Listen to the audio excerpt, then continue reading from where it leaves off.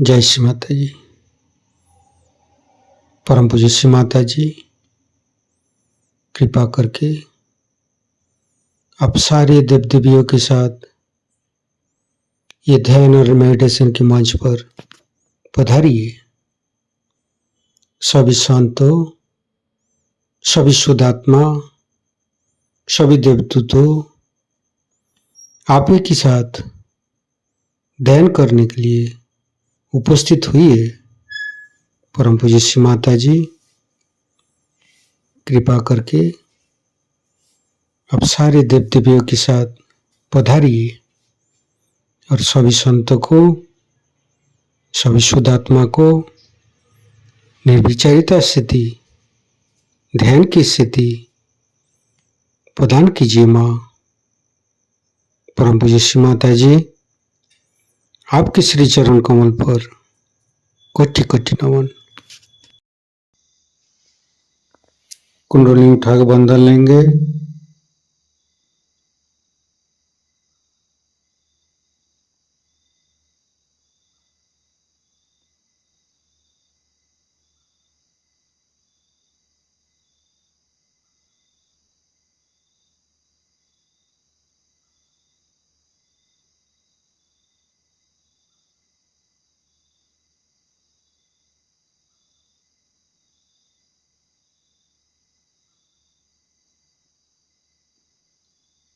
तीनों महामंत्र।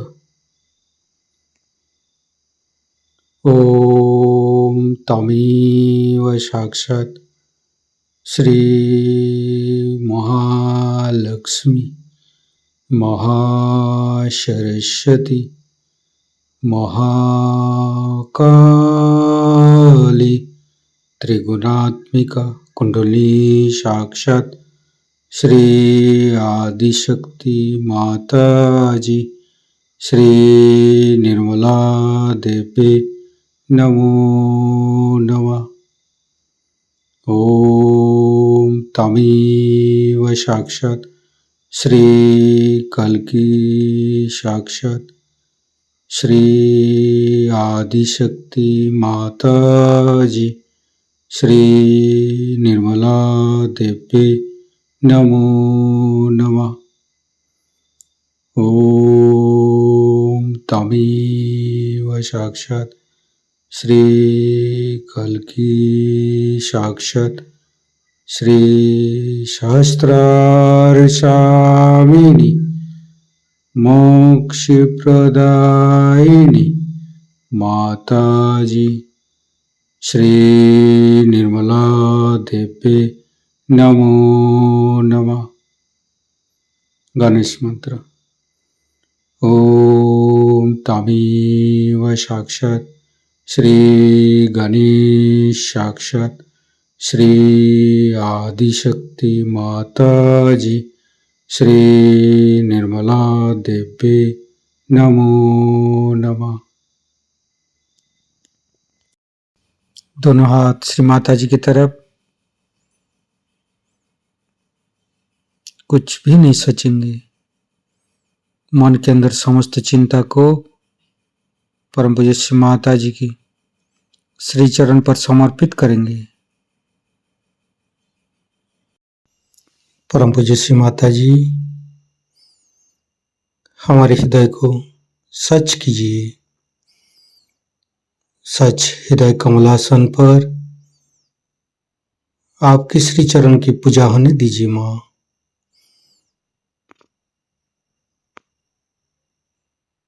संपूर्ण चित्त मध्य हृदय पर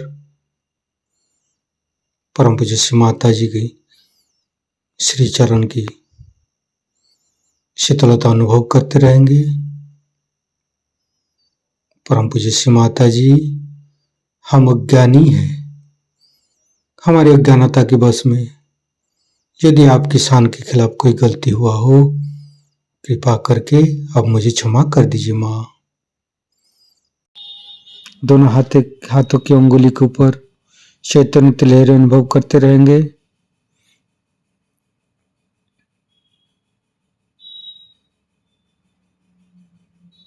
फिर धीरे धीरे चित्त को तीनों मूलाधार पर लेकर आएंगे।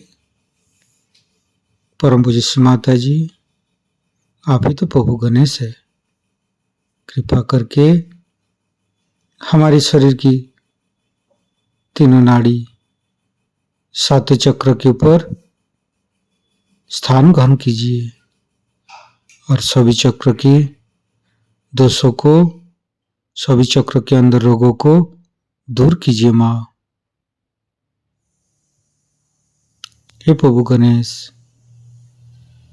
हम कभी अतीत में चले जाते, कभी भविष्य में चले जाते, कृपा करके हमें वर्तमान में स्थापित कीजिए।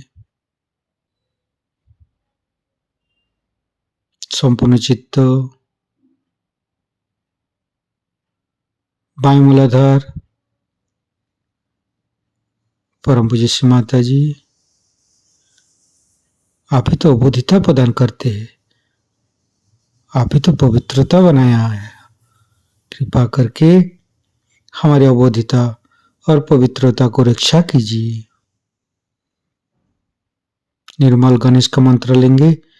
ओम तमेव साक्षात श्री निर्मल गणेश साक्षात श्री आदिशक्ति माता जी श्री निर्मला देवे नमो नमः। धीरे धीरे चित्त को राइट मूलाधार पर, परम पूज्य श्री माता जी, आप ही तो राक्षस संतरी है, आप ही तो राक्षस अग्नि है। कृपा करके हमारे अंदर राक्षस प्रवृत्ति को नष्ट कीजिए। परम पूज्य श्री माता जी, आप श्री कार्तिक रूपे हमारे राइट मूलाधार पर आइए। मंत्र लेंगे। श्री कार्तिक। ओम तमेव साक्षात श्री कार्तिकी साक्षात श्री आदिशक्ति माता जी श्री निर्मला देवे नमो नमः। धीरे धीरे चित्त को मध्य मूलाधार,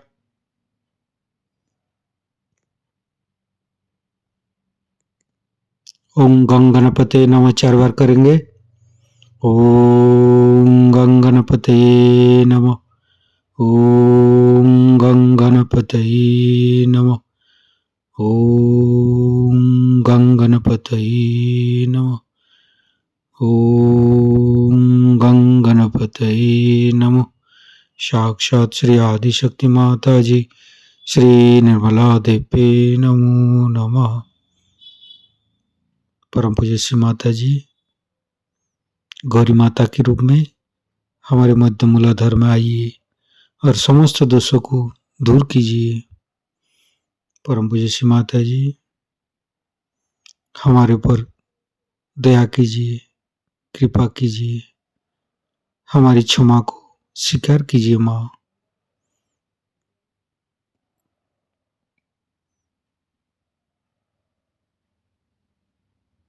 गणेश गौरी माता की मंत्र लेंगे। ओम तमेव साक्षात श्री गणेश गौरी माता साक्षात श्री आदिशक्ति माता जी श्री निर्मला देवे नमो नमः। धीरे धीरे चित्त को तीनों स्वादिष्ठान, तीनों नाभि, तीनों हृदय, तीनों विशुद्धि, लेफ्ट विशुद्धि, परम पूज्य श्री माता जी, आपकी परम कृपा में हम शुद्ध आत्मा है। शुद्ध आत्मा निर्दोष है माँ। परम पूज्य श्री माता जी, आपकी परम कृपा में हम दोषी नहीं हूँ माँ। परम पूज्य श्री माता जी, आपकी परम कृपा में हम दोषी नहीं हूँ, निर्दोष हूँ माँ। परम पूज्य श्री माता जी, आपकी परम कृपा में हम निर्दोष हूँ। फिर धीरे धीरे चित्त को राइट विशुद्धि। श्री माता जी, हमारे बानी की माधुर्य आप ही है माँ। आप ही तो हमें वाणी की माधुर्य प्रदान करते हैं माँ। कृपा करके हमारी राइट विशुद्धि पर माँ जसोदा और विट्ठल रुक्मणी रूप में आइए। संपूर्ण चित्त राइट विशुद्धि पर गणेश अथर्वशीर्ष पाठ करेंगे। ओम नमस्ते गणपतये तमेव प्रत्यक्षं तत्त्वमसि तमेव केवलं कर्तासि तमेव केवलं धर्तासि तमेव केवलं हर्तासि तमेव सर्वं खल्विदं ब्रह्मासि तं साक्षादात्मसि नित्यं ऋतं वच्मि सत्यं वच्मि अवतं माम् अववक्तारम् अवसोतारम् अवदातारम् अवधातारम् अवानुचानमवशिष्यम् अवपश्चातात् अवपुरस्तात् अवोत्तरातात् अवदक्षिणातात् अवचोदातात् अवधरातात् सर्वतो मां पाहि पाहि समन्त्रात् तं वाङ्मयस्तं चिन्मयो तं आनन्दमयस्तं ब्रह्ममयो स्तं सच्चिदानन्दादित्योऽसि स्तं प्रत्यक्षं ब्रह्मासि स्तं ज्ञानमयो विज्ञानमयोऽसि सर्वं जगदं तत्तो जयते सर्वं जगदं तत्तोत्तिष्ठति सर्वं जगदं त्वयि लयमुच्यते सर्वं जगदं त्वयि पत्येति तं भूमिरापो नलो नीलो नमः स्तं चत्वारि वाक्पदानि स्तं गुणत्रयातीतो स्तं देहत्रयातीतो स्तं कालत्रयातीतो स्तं मूलाधारसितोत्सि नित्यं स्तं शक्तित्रयात्मक स्तं योगिनो ध्यायन्ति नित्यं स्तं ब्रह्मा स्तं विष्णु स्तं रुद्र स्तं इंद्र स्तं अग्नि स्तं वायु स्तं सूर्य स्तं चंद्रमा स्तं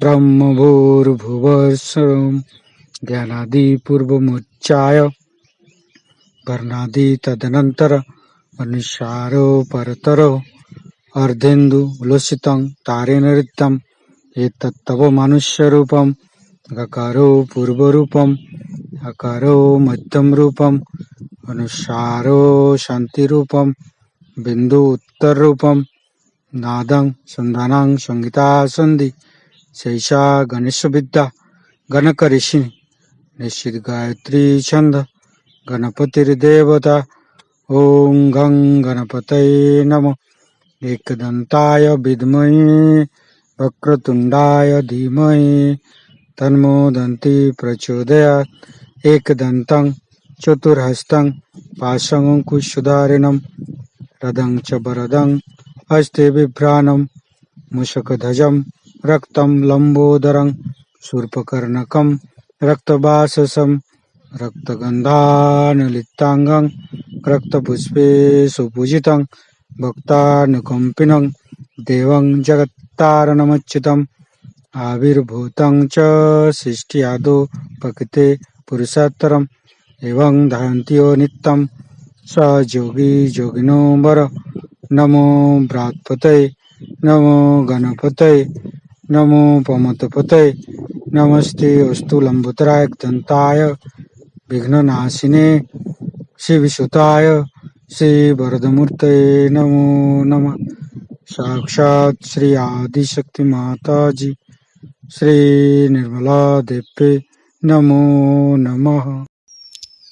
धीरे धीरे चित्त को बुद्धि विशुद्धि परम पूज्य श्री माता जी आप ही तो राधा कृष्ण है, कृपा करके हमारे गला पर आइए, समस्त दोषों को समस्त रोगों को दूर कीजिए माँ।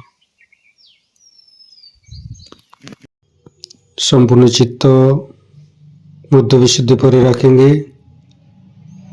धीरे धीरे चित्त को प्राणाग्र वैकाग्र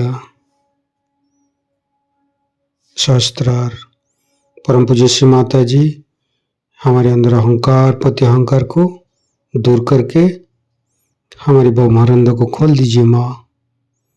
हमारी सहस्त्रार पर विराजमान होइए माँ। सहस्त्रार के साथ एक एक चक्र को जोड़ेंगे। लेफ्ट विशुद्धि, राइट विशुद्धि, मध्य विशुद्धि। माता जी हमें निर्विचारिता सिद्धि प्रदान कीजिए। दोनों हाथों पर सहस्त्रार पर परम चैतन्य का अनुभव करते हुए निर्विचारिता का मंत्र लेंगे।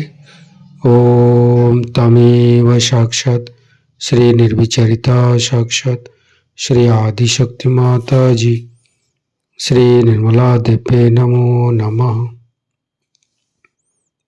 परम पूज्य श्री माता जी हमारे ऊपर ऐसी कृपा कीजिए ताकि हम आपकी वाणी को सहस्त्रार से सुन सकूं। संपूर्ण चित्त सहस्त्रार पर परम पूज्य श्री माता जी का अमृत वाणी हम सहस्त्रार से ग्रहण करेंगे। इस तरफ रखोगा ना। ऊपर के बारे में काफी विशद रूप से मैंने आपको बताया है और जिस चैतन्य स्वरूप की बात हर एक धर्म में हर समय की गई है उससे भी आप में से काफी लोग भली भांति परिचित हैं।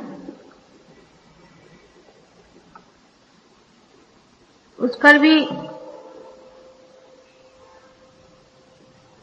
जब मैं कहती हूं कि आप गृहस्थी में रहते हो और आप हठ योग की ओर न जाएं तो बहुत से लोग मुझसे नाराज हो जाते हैं।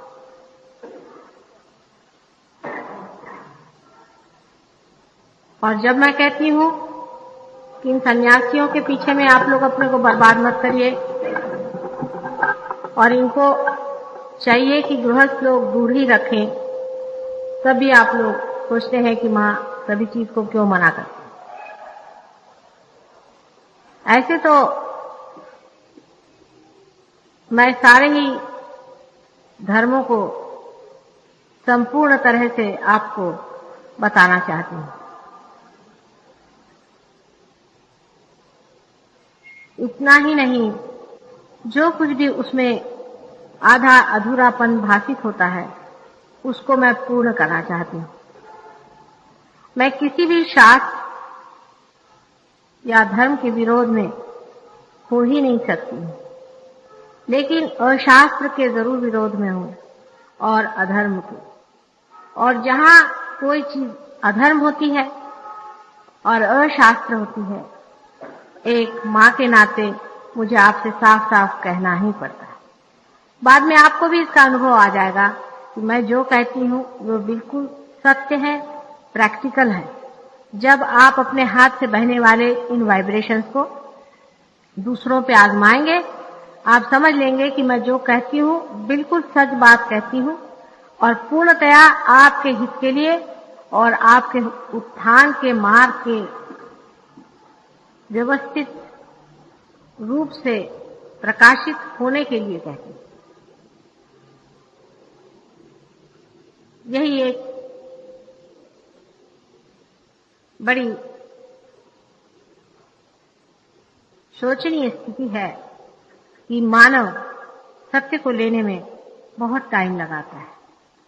अगर झूठ कोई फैलाए तो मनुष्य उसे बहुत जल्दी मान लेता है, या कोई ऐसी चीज कि जिससे उसकी कमजोरियों को प्रबलता मिले या उसके अहंकार को पुष्टि मिले तो मनुष्य उसको बहुत जल्दी आत्मसात कर लेता है। पर आज मैं आपसे थोड़ा सा हठ योग के बारे में और सांख्य के बारे में कहूंगी, क्योंकि शंकराचार्य ने भी साफ कहा है कि न योगे न सांख्ये, योग और सांख्य से आपको आत्म साक्षात्कार नहीं। इसलिए मैं कोई ये बात पहली मर्तबा नहीं कह रही, ऐसे अनेक मर्तबा लोगों ने कहा और आप जितने भी धर्म पुरुषों की ओर देखें तो किसी ने भी संन्यास नहीं लिया था सिवाय नाथ पंथियों के, और उनका भी बड़ा विकट मार्ग था। आप जानते हैं कि जनक राजा थे और राजा जैसे रहते थे, लेकिन उनको लोग विदेही कहते हैं, इसीलिए जानकी जी को वैदेही कहा जाता है। आप जानते हैं कि नानक भी विवाहित थे और कृष्ण ने भी विवाह किया था, राम ने भी विवाह किया था, और आप ही जैसे संसार के एक परिवार प्रिय वे लोग थे। किसी ने भी संन्यास आदि नहीं लिया था, नहीं कहीं इन लोगों ने योग को इतनी मान्यता दी। सिर्फ पातंजलि ने योग पर विशेष रूप से ध्यान दिया, लेकिन पातंजलि को भी लोग पढ़ते नहीं है। ये तो 5th hand 6th hand information जो आती है योग के बारे में, उसी को मान लेते हैं और उसी को विशेष समझ करके, और योग जिसको कि हठ योग कहते हैं वो करने लग जाते हैं।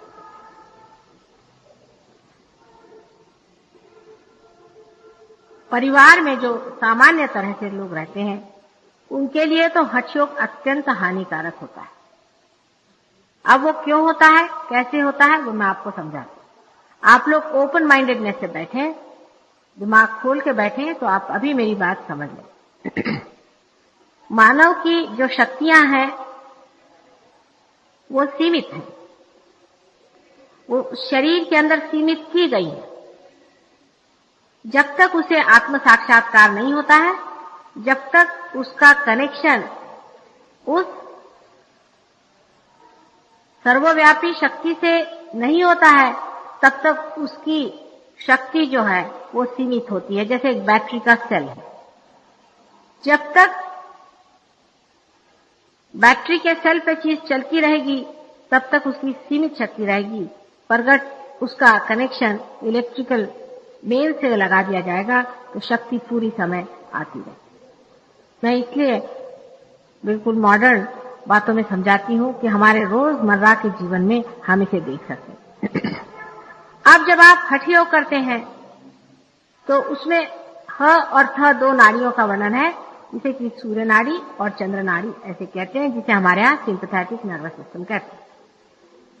इन 2 नाड़ियों को जब आप इस्तेमाल करने लगते हैं, जिसे सुषुम्ना और पिंगला नाड़ी पीड़ा और पिंगला नाड़ी कहते हैं, इन 2 नाड़ियों के उपयोग में हम हमारे पास जो सीमित, बिल्कुल ही जो सीमित एनर्जी है उसको इस्तेमाल करते हैं।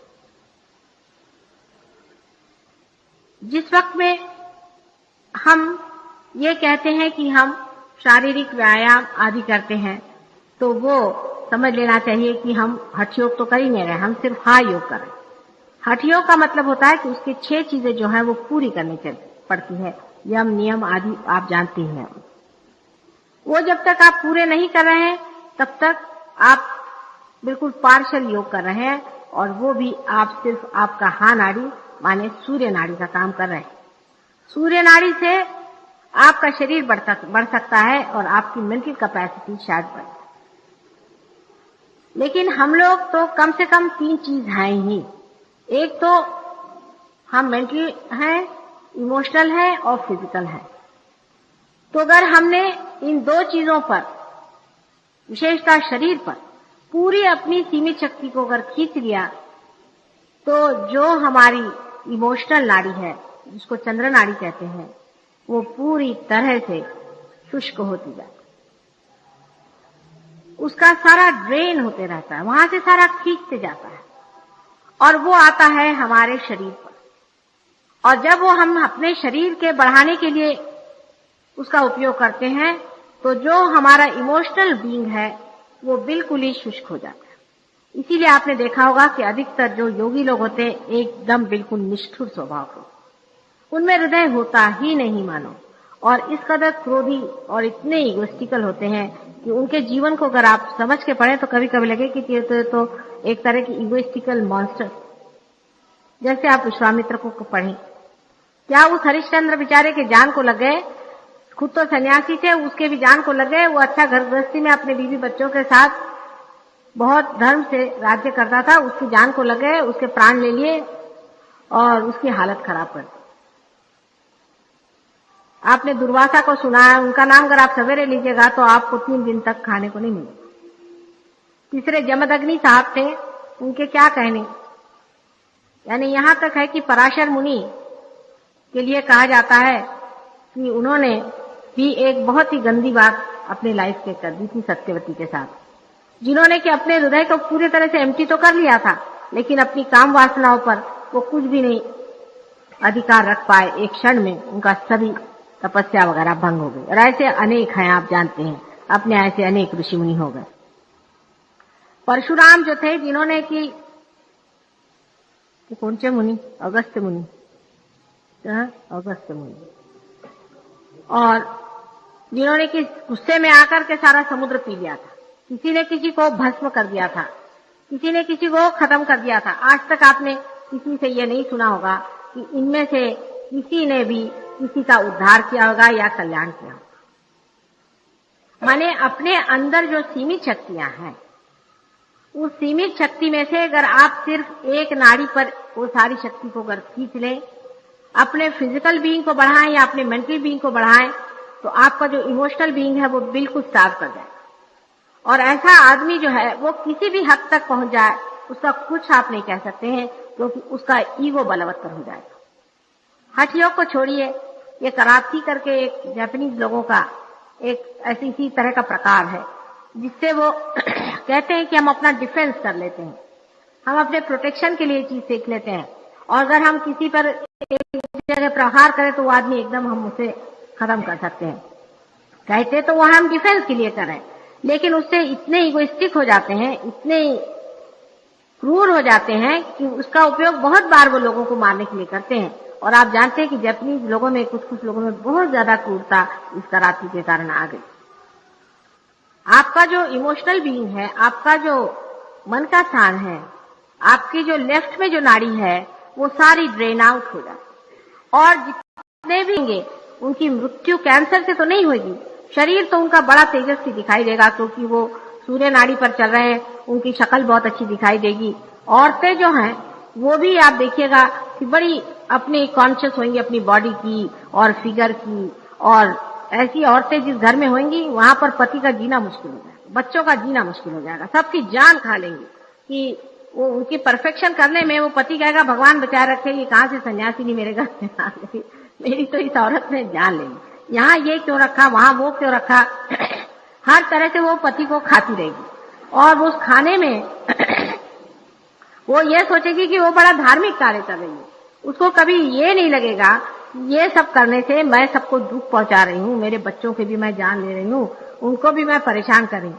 ऐसे ही बहुत से आदमी परिवार में होते हैं कि वो हनुमान जी की तो वो पूजा करते हैं, लेकिन स्वयं हनुमान जी के नाना होते। घर में अगर मजाल नहीं कि कोई यहाँ से यहाँ पानी रखा दे, हो गया वो चिल्लाना शुरू कर देते।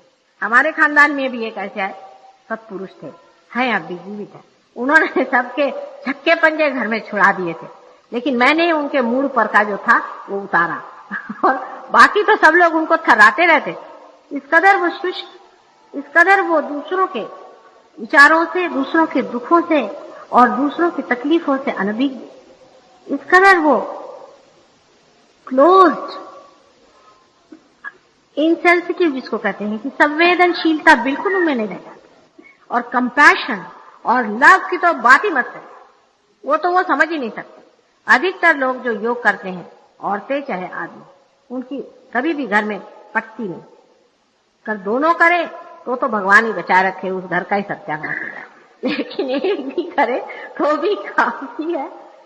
बीबी साहिबा जो है वो सिनेमा एक्ट्रेस होने के ख्वाब देखने लगती है और आदमी अपनों को सैंडो बनाते फिरते। हम लोगों को क्या सैंडो का होकर क्या करने का, हमको क्या कुश्तियां लड़ने की है, आपको योग विद्या करके करने का क्या। अरे भाई, साधारण तरह से रहने के लिए जो बैलेंस लाइफ चाहिए वैसे रहिए। हाँ ठीक है, थोड़ा बहुत आपने एक्सरसाइज कर लिया, ये ठीक बात, लेकिन इतनी ज्यादा अतिशयता एक चीज को बढ़ाने की करने की क्या जरूरत है कि दूसरी आपका जो हृदय चक्र है वो बिल्कुल माइनस हो, इतना माइनस हो जाए कि ऐसे आदमी को आप अगर दूर से देख लें तो आप दूसरी तरफ से चक्कर खाते। एक दिन मैं लखनऊ में थी, तो जो हमारे महाशय जी जो हमारे घर में बहुत ज्यादा रोब झाड़ते थे, तो उनकी आदत थी कि सवेरे वो एक तरफ से घूमने जाते। तो एक दिन मैंने देखा कि मैं भी उस तरफ से घूमने जाती थी कि कुछ लोग बेतहाशा भागते निकले। मेरे को समझ में नहीं आया कि मुझे देख के भाग रहे कि उनको देखकर क्या हो गया। उसके बाद में वो सब लोग मुझे मिलने आए, मुझे कहने भाभी जी माफ करना, हम बदतमीज जैसे भागे, लेकिन इस खूंखार जानवर को लेकर आप कहाँ निकली थी? इस शेर बब्बर को लेकर आप कहाँ निकली थी? वो तो उल्टे पैर ही दौड़ने लग गए कि भगवान बचा सके, ये तो अभी डंडा लेके हमको मारेंगे। उनसे बात करने जाइए तो आपको खाने को दौड़े। कभी हंसना तो वो जानते ही, उनको मालूम ही नहीं कि दुनिया में हंसना या स्मित या कोई ऐसी चीज है। बड़े सीरियस होते हैं और किसी का दुख, किसी की तकलीफ को समझते नहीं। आप अगर उनसे कहें कि भाई इस आदमी को बहुत दर्द है, इतना दर्द में पड़ा हुआ, कहले देखो मैंने कैसे अपने दर्द को कंट्रोल किया, तुम भी करो। अरे भाई वो कोई योगी नहीं है, तुमने अपने दर्द को कर लिया। लेकिन वो जानते नहीं कि उनकी मृत्यु जो होगी वो हार्ट अटैक से। हमेशा जो सहज योगी होता है उसका दोनों बैलेंस होता है, उसकी वजह मैं बाद में बताऊं। लेकिन जितने भी योगी लोग होंगे वो खट से यूं खत्म हो जाएंगे और पता ही नहीं चलने का उनका वो गायब हो जाएंगे। उसके बाद जब वो मरेंगे तो 4 आदमी जोड़ना मुश्किल होगा। मैं आपसे बताती हूँ, ये जो योगी लोग मरते हैं उसमें मुश्किल से 4 आदमी दिखते हैं। 5वां आदमी जो कि हलिया उठाए वो नहीं मिलने वाला, क्योंकि बाल बच्चे तो पहले ही भागे रहते हैं और सारी दुनिया के लोग ऐसे लोगों से भागे रहते हैं। अब योग से लोग कहते हैं कि हम आपका रोग निवारण करें, भगवान बचाए रखे। इनसे आप रोग निवारण करने के जगह आपको ऐसे रोग लग जाएंगे कि आपकी बीवी कल कहेगी मुझे तलाक दीजिए, भगवान बचाए रखे, आपकी तो मैं बाधा नहीं सकती, आपके साथ मेरा निभाह नहीं हो सकता, आपने जो ये योग विद्या शुरू कर दी इसे भगवान बचाए रखे। इसीलिए 1000 बार ये सोच लेना चाहिए कि योग परिवार में रहने वाले लोगों के लिए बड़ा ही खतरनाक है। लेकिन योग क्यों बनाए, किस व्यवस्था में बनाया गया? पातंजलि को कितने हजारों वर्ष पहले की बात है जब पातंजलि ने पातंजलि योग लिखा था। उस वक्त का योग है, वो सोसाइटी आज नहीं। पहली तो बात ये कि उन दिनों में हमारे यहाँ 4 वर्णों की संस्था थी। आप तो जानते हैं कि पहले छोटे बच्चे 5 साल के बाद में जंगलों में जाकर एक रियलाइज सोल गुरु के पास पढ़ते थे। रियलाइज सोल, ये आगरे गहरे लत्थू खैरे नहीं, रियलाइज सोल उसको ही गुरु, पहले उसी की व्याख्या गुरु होती। इतना ही नहीं कि रियलाइज सोल था, पर उसको सारा उसका शास्त्र भी मालूम था रियलाइजेशन का। इसलिए वो जंगल में रहते थे और उन्हीं के नाम से यूनिवर्सिटी चलती थी, जिसको हम गोत्र कहते हैं। ये वही यूनिवर्सिटीज हैं। और सगोत्र विवाह इसीलिए मना था कि एक यूनिवर्सिटी में रहने वाले बच्चे आपस में सब भाई बहन के जैसे रहते। अच्छा, उसके अलावा उस उम्र में आपकी हेल्थ बढ़ती है, आपकी ग्रोथ बढ़ती है, इसलिए आपको जरूरी है कि उस वक्त आपके शरीर को पोषक जितनी भी एनर्जी लगे मैक्सिमम दीजिए। दूसरी बात, जो आपकी हृदय की बात है, जो प्रेम की बात है, एक तो गुरु उसको संभालता था, गुरु अपने प्रेम से उसको भरा रखता था। दूसरे, जो वानप्रस्थाश्रम में ग्रैंड पेरेंट्स, उनके जो बाबा दादी और नाना नानी, वो भी जंगल में बैठे रहे, तो वो लोग अपने बाल बच्चों को प्यार करते। और गृहस्थी में कोई भी योग नहीं सीखता, वो अपने बच्चों को जो प्यार देते थे उससे उनकी दूसरी शक्ति जो थी वो उपला ली। विवाह के बाद में आप ही सोचिए कि कितना ड्रेन आपका पहले ही हो रहा है। मतलब ये कि आजकल की सोसाइटी में ऐसे ही आदमी किस कदर परेशान है, उसके पास टाइम ही नहीं कि वो कुछ प्यार करे या किसी से 2 मिनट प्यार से बात करे। और उस पर योगी अगर कोई हो गया तो आप ही सोचिए, ऐसे ही मियाँ बीवी के 1000 झगड़े रहते, तब तो आपने सत्यानाश ही कर दिया पारिवारिक जीवन। पारिवारिक जीवन के सिवाय सहयोग नहीं बनता, ये भी एक बात विशेष। साधारण तरह से जो पारिवारिक लोग हैं उन्हीं से ही सहयोग होता है। इसलिए जो लोग संन्यास लेते हैं उनसे कहना ठीक है आप संन्यास लो और जंगलों में बैठो, जंगल में ही रहो, 2 दिन बाद वहां से भाग के आएंगे भेष बदल कर। कल ही मुझे एक साहब मिले थे, वो मुझे कहने लगे कि मैंने स्टैटिस्टिक्स इकट्ठे किए, मैं वहां गया था, हरिद्वार गया था, वहां मैं गया और मैंने बहुत सारे वहां सन्यासियों से भेंट की। तो मुझे आश्चर्य लगा कि 99.9% और 1% मैं इसलिए कहता हूँ कि मेरे आसार में मिला नहीं, पर मैं कहता हूँ पर चांस होएगा कोई। वहां पर जितने भी लोग आए हुए थे वो लोग सब बता रहे थे कि साहब मेरी बीवी मर गई तो मैं आ गया, मेरा बाप मर गया तो मैं आ गया, फलाना हो गया तो मैं आ गया, मेरे इनकम टैक्स वाले मेरे पीछे पड़ गए तो मैं आ गया, स्मगलिंग में मैं पकड़ा जाता था तो मैं आ गया। मतलब जेल से बचने के लिए बहुत से लोग आ गए और अपने पारिवारिक जीवन से बचने के लिए भी वहां आए।